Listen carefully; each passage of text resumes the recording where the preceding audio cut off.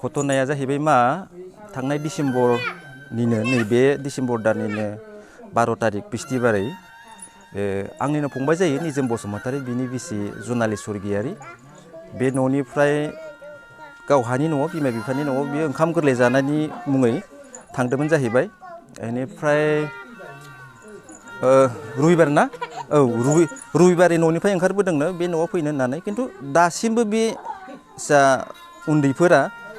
माज्राबारि न'सिम मोनफैनाय जायाखै आरो दा बहा थांदों बबावबा गोमादों ना सोरजोंबा खारलांखो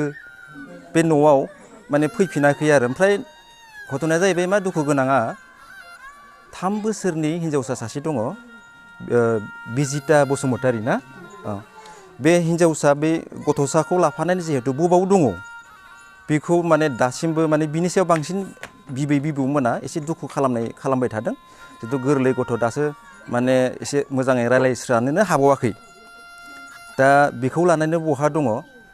माने न'खरा खावलायनाय बायदिबा जायखिजाया उन्दैसाखौ बा गथ'खौ लानानै थाबै न'आव फैफिननांगौ दिनैसिम खौरां मोनाखै नामा नोंथांमोना दासिम बर्तमान खौरां मोनाखै खिन्थु वाट्सएपआव आङो नाम्बारखौ लानानै नायदोंमोन बियो मैया मोनाबिलिनि 7:47:40 बे वाट्सएपखौ खुलिना नायदोंमोन आरो रायजो राजा बुंनो सानो बे नोंथांमोननि खौरां बिजोंनि गेजेरजोंनो जेरावखि जायखिजाया जिहेतु बेहाय नोंथांमोननि मिडियानि दारैनो बेहाय मबाइल नाम्बार आरो बिनि जा उन्दैफोरनि फट' बा गथ'नि फट' होनाय जागोन बेहाय सोरबाफोर जुदि नुयोब्ला मिडियानि जुगैनो जोहैनो फोरमायनांगौ नैबे नाम्बाराव जोंनो खोन्थाहर जे मानसिया आमुगाव दङ थामुगाव दङ जों जायखिजाया न'निफ्राय थांनानै लायना फैफिनगोन आरो बेनो आं खावलायनो सानो जायखिजाया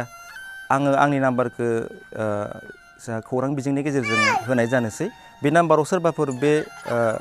गोमानाय जिहेतु जा उन्दैफोर गथ'फोर बेखौ जुदि नुसनबायोबा बे नाम्बाराव खोन्थाहरजागोन नाम्बारा जाहैबाय 763-808-4303 खनसे बुंबावनोसै